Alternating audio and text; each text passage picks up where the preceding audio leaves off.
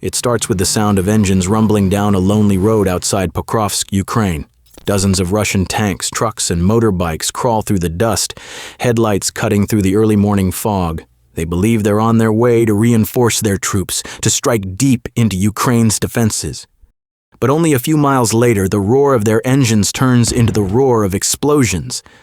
From above, hundreds of tiny shadows move like a storm. Ukraine's drones. Within seconds, the entire convoy bursts into flames. The road becomes a graveyard. Soldiers vanish into smoke and twisted metal.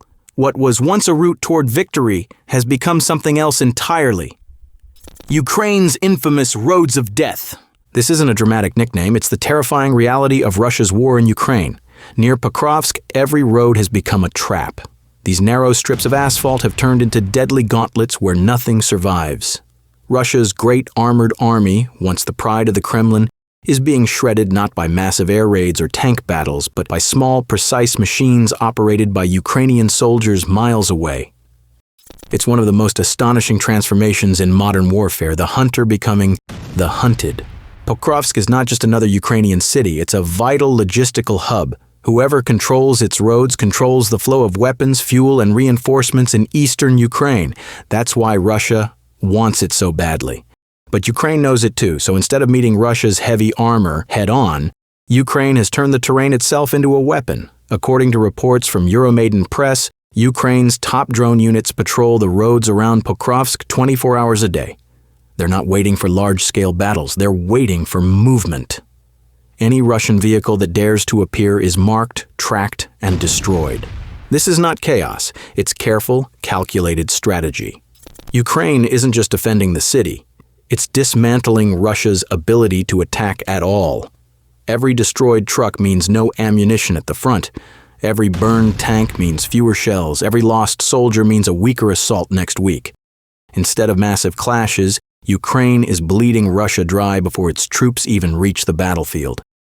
At the start of the summer, Russia had an estimated 110,000 troops near Pokrovsk. But as each week passes, that number shrinks. Convoys vanish before they ever reach the fight. Offensives collapse before they begin. Russian generals, once confident, now scramble to understand how to fight an enemy they can't even see. The secret to Ukraine's success is precision. These aren't random strikes. They're surgical attacks. Videos from the front lines show just how deadly Ukraine's drone operators have become. In one clip, a drone spots a Russian UAZ van driving toward Pokrovsk. Instead of hitting it from above, the drone dives straight through the van's open window before detonating inside. The explosion is instant. The van and everyone in it is gone. That's how precise Ukraine's operators are. Every move measured, every strike exact. Another video shows a Russian T-80 tank creeping down a narrow road. It's a beast of a machine, over 40 tons of steel, packed with extra armor and jamming devices and wrapped in a crude metal cage that Russians call cope cages. These are makeshift shields welded onto tanks to stop drones from hitting them. But they don't work. Ukraine's drone swoops in and strikes perfectly. The tank erupts into fire. One more destroyed tank added to the more than 11,000 Russia has lost since the start of the invasion.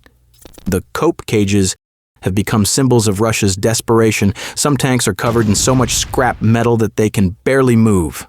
Others are wrapped in chains, wood, and netting, anything that might offer a chance to survive. But all it really does is make them slower, clumsier, and easier targets. Ukraine's drones simply find new angles to hit them. The losses have gotten so bad that Russia is now sending civilian vehicles into the war zone. Vans, pickup trucks, motorcycles, even golf carts are being used to carry supplies. It's not a clever trick. It's proof that Russia's once mighty army is running out of equipment. These vehicles have no armor, no protection, and no chance. Ukrainian drones destroy them as easily as toy cars. Analysts say that up to 90% of Russia's monthly vehicle losses are now civilian. Russia has also tried motorbikes, believing their speed could outmaneuver drones. They even made propaganda videos showing soldiers racing through fields like daredevils.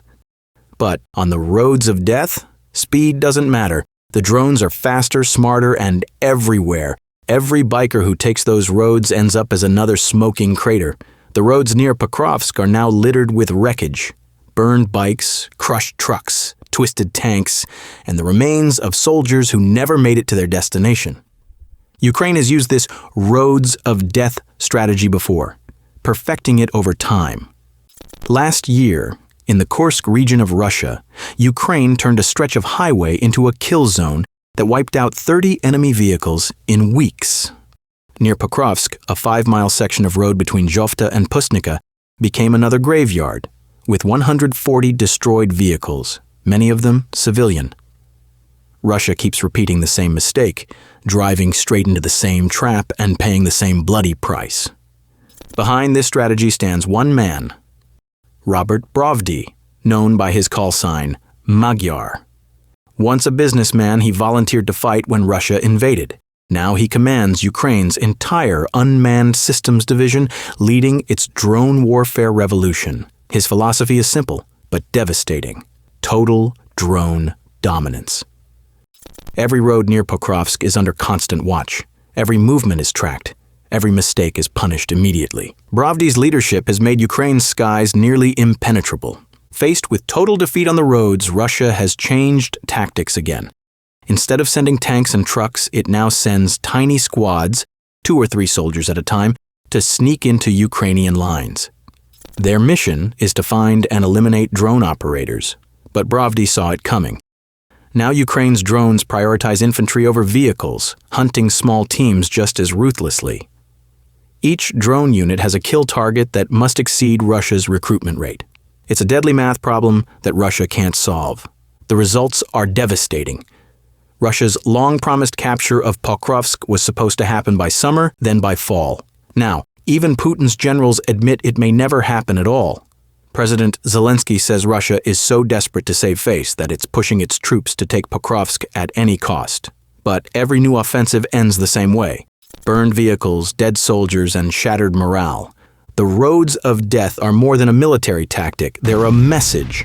They show that war is no longer won by sheer numbers or steel, but by precision, technology, and intelligence. Ukraine has turned its weakness into an advantage, proving that creativity can outmatch brute force. Russia can keep sending troops, tanks, and trucks down those cursed roads.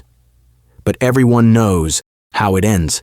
The moment their engines start, the drones are already watching.